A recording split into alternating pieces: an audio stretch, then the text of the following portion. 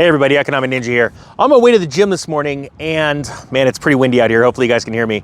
And I came across a comment in one of the videos about deflation, and they were using all caps, and I'm gonna pretty much try and summarize it. And it's about deflation. And they used all caps. Ninja, I like you. That was in low caps. I normally listen to you or like you or something like that. But you were wrong on deflation. That's when you go, full caps, all the things that are in my mind. You are wrong about deflation. It is not the cost of goods going down. It is a decrease in the money supply, all caps, And I answered the person, and it was very simple.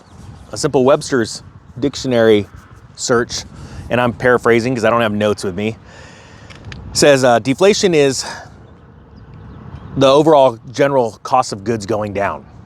It's that simple. All right. Now, an economist a long time ago wanted to add a spin to it, and he wanted to throw that out there, that it's a tightening of the money supply, and that is what causes it. It's fun. It's a fun thing to think of things in different ways because everyone wants to put a spin on things to be able to leave their mark on the world, right? And you know what I don't like about that definition, because it's not an official definition, you can find it out there, is that it puts too much dang control on the central banks, and it ticks me off. That's not it. That is a reason in the past why we've seen deflation, but very rarely. Now, let me give you an example. In 2006 to 2008, as we started a deflationary period, okay, it started in 2006, right? The crisis was in mid-2005 when we saw the mortgage crisis, the mortgage-backed securities imploding. We saw a deflationary period, and then it ramped up after 2008. Well, guess what? There was no decrease in the money supply.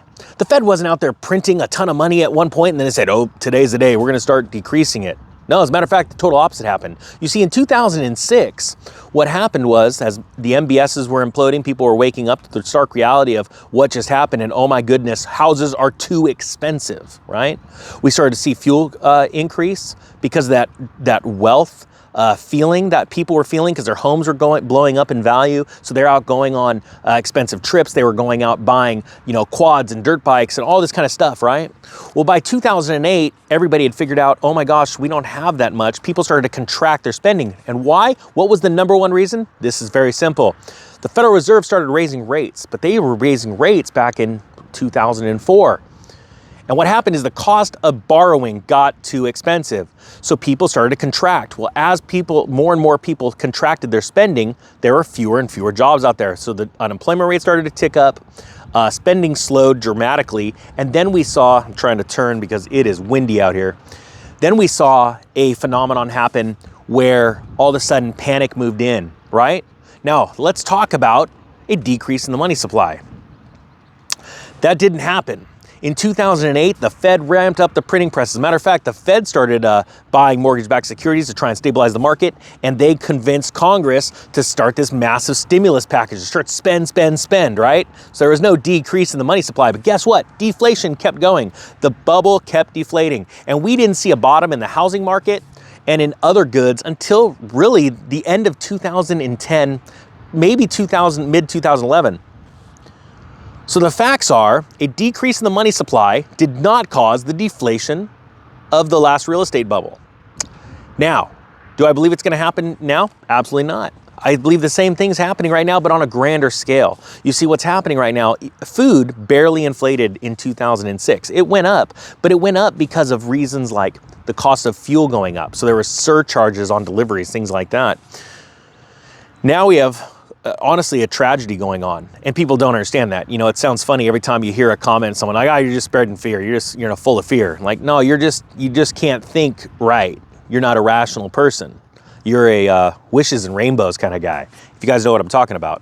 Federal Reserve comic book. Wishes and rainbows. That's what a lot of people want. They want their ears to be tickled. They just want to feel good. I just want to feel good. And then when everything goes bad, they just stick their head in the sand. They don't know what they're doing. You guys aren't like that. You guys are preparing. You guys are getting ready. And you're not preparing to survive. You are preparing to thrive. That is what Ninja Nation's all about.